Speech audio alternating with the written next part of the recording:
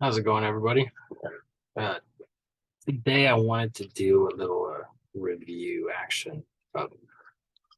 In light of all the OSR fun out there and everybody looking for new systems, you know, Pathfinder and every other system, just want to do some reviews.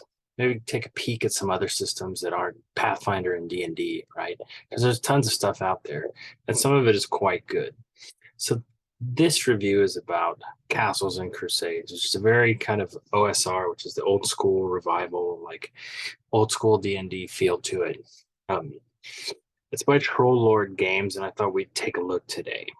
So this will just be kind of a quick overview. I might do more videos on like the classes specifically, maybe spells, and maybe the sort of monster manual. Well, it's not called monster manual. But let's get into it. So this is Castles and Crusades by Troll Lord's Game. Let's have a look. So right off the bat, you'll notice it's a very sort of D&D-ish system, right? You've got the traditional ability scores, strength, dex, con, intelligence, wisdom, charisma, right? That sort of usual stuff. Now, the attribute modifiers are slightly different. I kind of clipped it out here. You can see it's really similar, right? Except you don't get a +1 at 12. You don't get it until 13 to 15, and then kind of cap out at +3 when you hit 19, 18, 19, right? And it does go higher, but this is like your base. Now, saves are based directly on ability scores, much like 5th edition. Combat is going to be D20 ascending AC to hit bonuses, right? You want to hit a target AC with a D20, right? So you get a bonus to your attack, and you want to hit that armor class. So pretty much standard since 3rd edition. The DM here is called the Castle Keeper, which I'm not a huge fan of because I think it sounds silly, but it's fine. It gives it some flavor. They wanted to do their own thing, but it just doesn't roll like the Castle Keeper.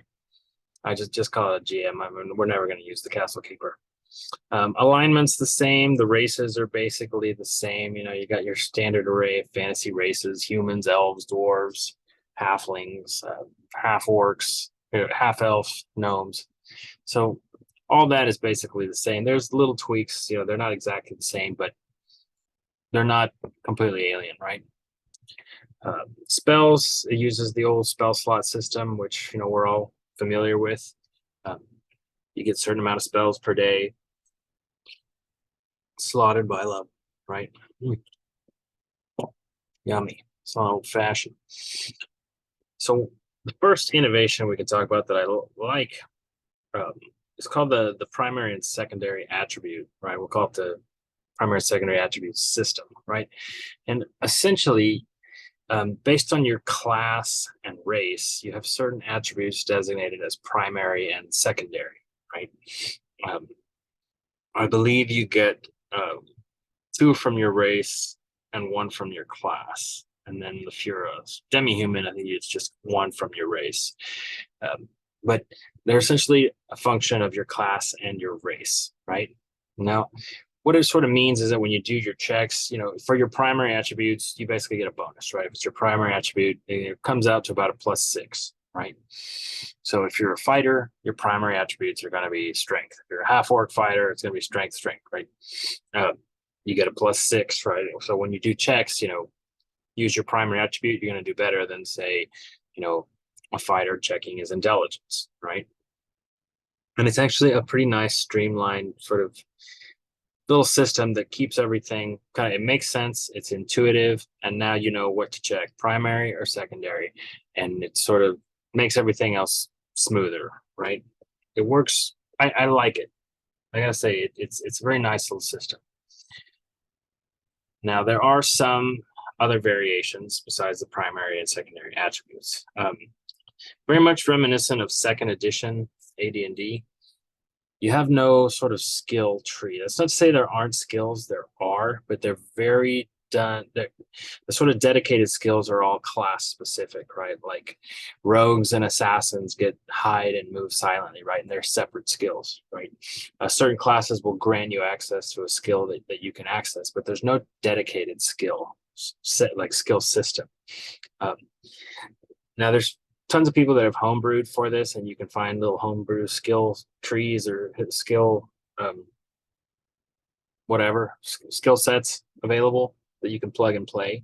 But essentially it's meant to function, and this is a hallmark of second edition AD&D, right? Is that everything sort of plays off of your abilities, right? So, you're not going to necessarily make a, I don't know, like a handle animal check when you're riding a horse or something like that, right? If you want to stand up on your horse and jump on another horse, well, they're just going to check, well, what's your dexterity and your whatever? And are you a rogue? Do you have, does it make sense for your class? And the DM will just assign you a sort of DC to make, right? And this was very common in second edition style, in the sort of second edition arena style. It was that habit of you always just kind of said what you wanted to do, and then the DM would look at your abilities and give you a DC, right? So you want to climb up a tree and jump onto a guy as he's coming by on a horse. You can totally do that in second edition. It encourages that style of play rather than giving you a set of skills that you have to sort of roll off of, right? Which ends up kind of getting you, I don't know, pigeonholed, or it puts you in a box. It puts baby in a box, in a corner, and baby don't want to be in a corner. So this system very much plays that old school second edition. And if you like that feel, this is a good system for you. Like I said, there are specific skills, but they're provided by the classes, right? Initiative is a D10, which is fine. Doesn't really make a difference if it's a D10 or D20, really.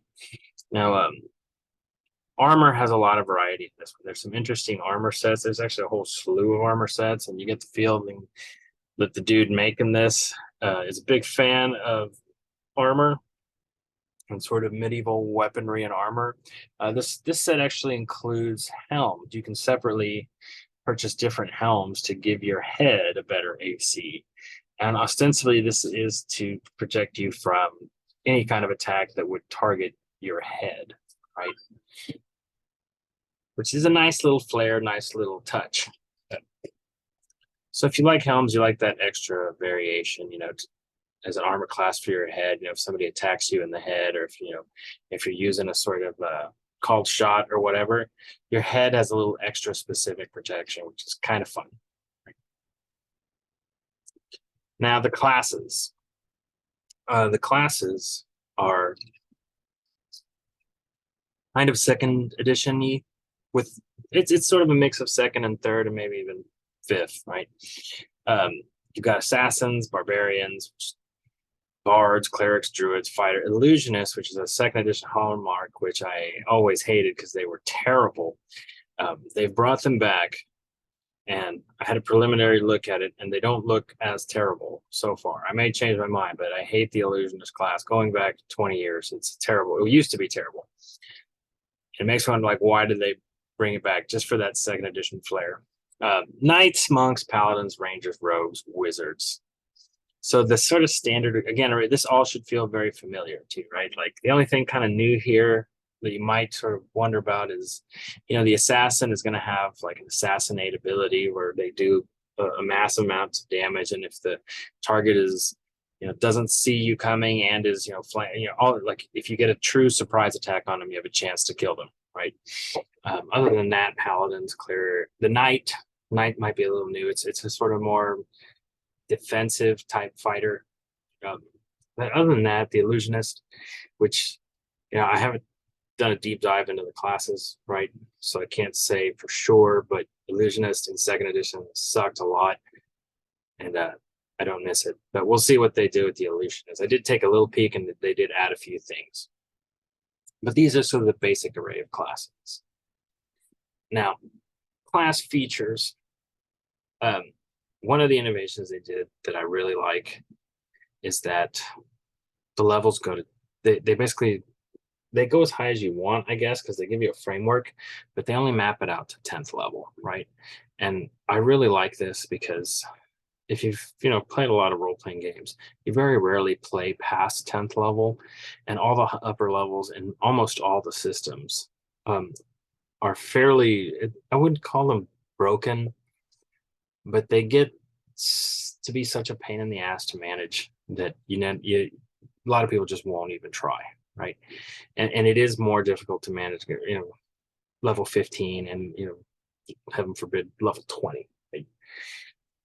You almost never play at those levels, and this sort of compresses it into 10 levels, and then after level 10 you can level, like you get sort of fixed upgrades that aren't as good as the previous levels. It's just like you just kind of keep ticking, right? So the main level is up to level 10, which is more functional. Every level matters. I really like this system, and I wish they would all do this, because 20 levels seems ridiculous. It's like a needless cluster fudge and just bullshit, just crap just to pick and all that stuff. The classes are very, they're very unique classes, right? Every class has its own set of abilities and things that it does, right? And this is very reminiscent of AD&D, right? Like rogues have special skills that only rogues have. Rangers have special skills that only rangers have. That kind of thing, right? So the classes are pretty sort of static in their approach. Maybe that's not the right word. They are a little static, but for this, like there's good variation, right? They don't overlap, and there's not as much, sameness, for lack of a better term, between the classes. Now, I said that they are kind of static in that there's not a lot of variant paths within the classes. Now I'm only looking at the core rule book, so they could have other books that add variations within the classes, but on the core rule book, it's pretty much fighter's a fighter. There's not all these different variant paths within the fighter or the barbarian, right? I haven't done a deep dive into the classes, like I said, but first glance, I kind of like this. Like, I've never been a big fan of multi-classing. I like where everybody knows what their class does, right? And within the context of their class, and it's not like everybody, you avoid that sort of fourth edition of where everything feels the same because they all do the same thing, right? This is not that, right? And one of the things people kind of complained about second edition, and really first edition was really bad about this, but there was a lot of unbalanced sort of features, right? There was a lack of balance, shall we say, right? The classes were in some ways definitely better than others in certain regards, right? And so that was still present in second edition, not as much. This has smoothed it out a little more, but I have a feeling it's still kind of there, and I kind of like that. Like, not all classes are the same. Like, everybody shouldn't be equally good at combat. Like, there's certain things that some people do that are better than others, right? To me, it makes sense. Experience, it uses a normal experience system, however many thousand you get up a level, and there's kind of challenge rating system. It's just I hate experience and challenge rating systems. That they're never any good, right? I mean, they're always just kind of in the ballpark. So it's just as the same as any other one, right? It's got slightly different rules, but you can look at one chart and you can kind of figure it out. And they do have little ways to calculate, like, challenge ratings for monsters and how much experience you should get. And each level has, X amount of experience to get to the next level, right? So nothing new there. So some other kind of random neat bits.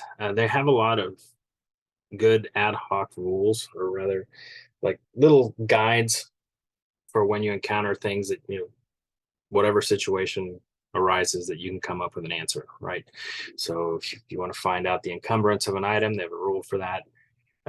Situational modifiers, whether you're above, whether you have cover, it gives you little rules for that. Combat maneuvers, what to do, and it's not overly complex, right? It's usually like a paragraph, do this, right?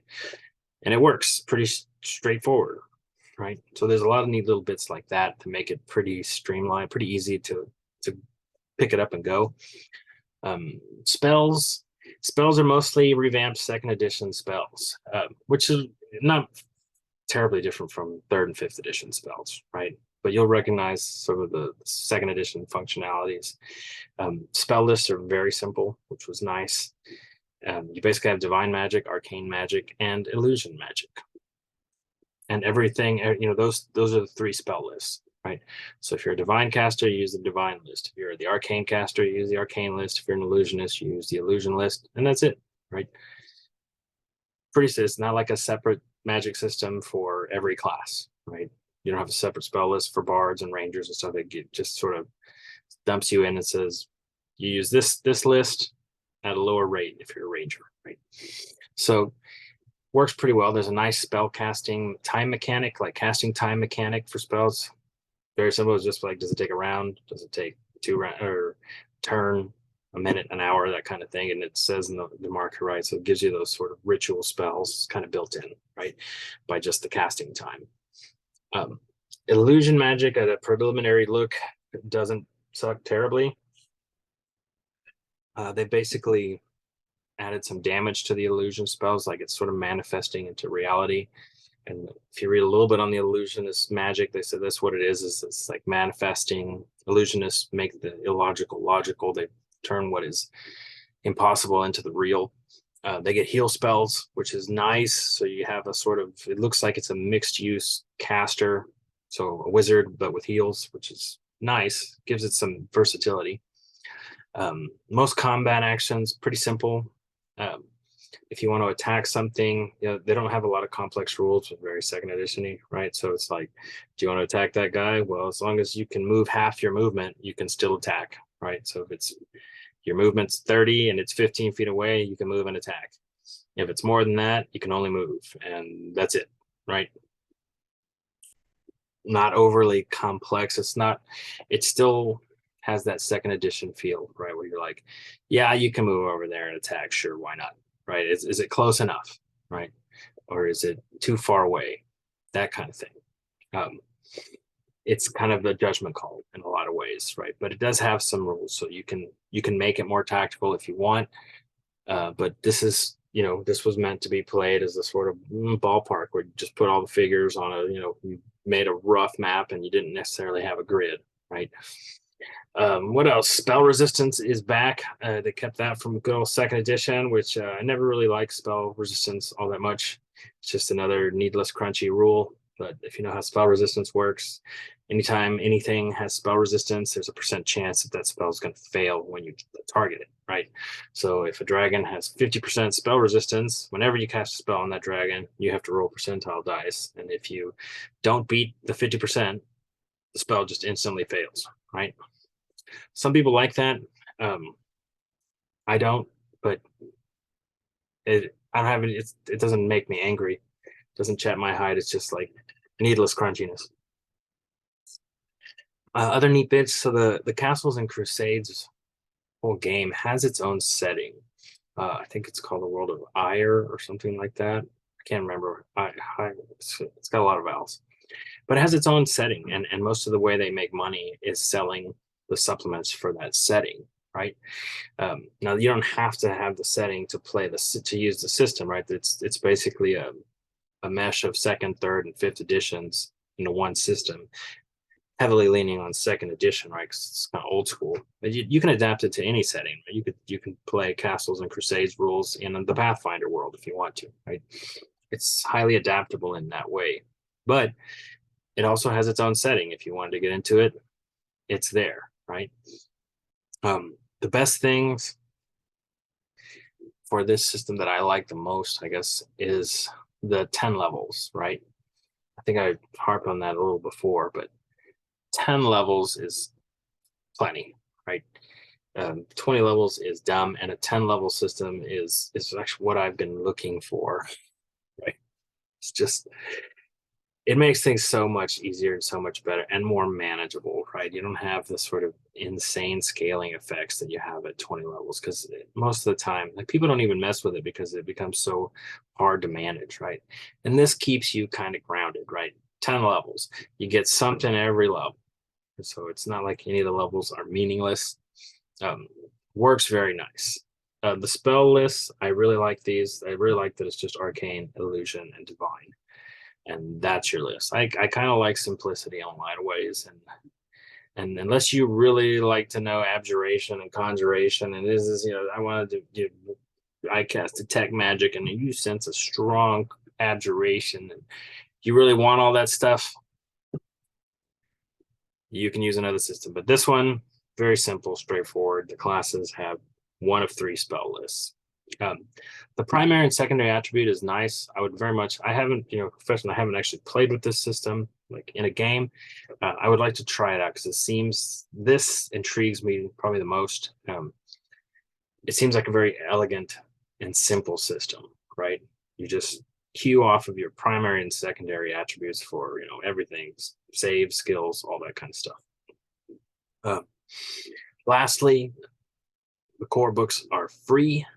That's always nice. You can go onto the Troll Lord Gaming website, and you can download their core books for free, which include the Player's Handbook and the I think it's called Castle Keeper's Guide and Monsters, right? All of that for free, right? On PDF, but it is accessible for free. Now, final analysis. Who likes to play? Who's going to enjoy the system? If you're an OSR fan, if you liked second edition, this is absolutely, I would call this D&D 2.5. It's very much reminiscent of second edition, right? It has little elements, nice streamlined elements from third and fifth, right? Ascending AC, thankfully, because nobody misses Thaco. It has some rules from fifth edition where everything just queues off of the abilities, right? So if you want to have a very easy access into second edition and see why all the sort of grognard OSR people liked second edition, this is probably the system for you, right? I would say it's better than second edition AD&D. Now, it lacks a lot of the crunchier bits of modern systems that add flavor to the game. Now, this is all depending on if you like that stuff, right? There's no dedicated skills, there's no feats, right? The classes are a little more static, right? If you like all that sort of crunchiness, and maybe we can call it, it's not always just crunchiness, right? Some flavor in there where you're deciding I'm a totem barbarian or whatever, you might miss that here, right? This is more sort of streamlined, like get down and go. Like you can launch a character pretty quickly in Castles and Crusades, much like you could in earlier editions of Dungeons and Dragons, right?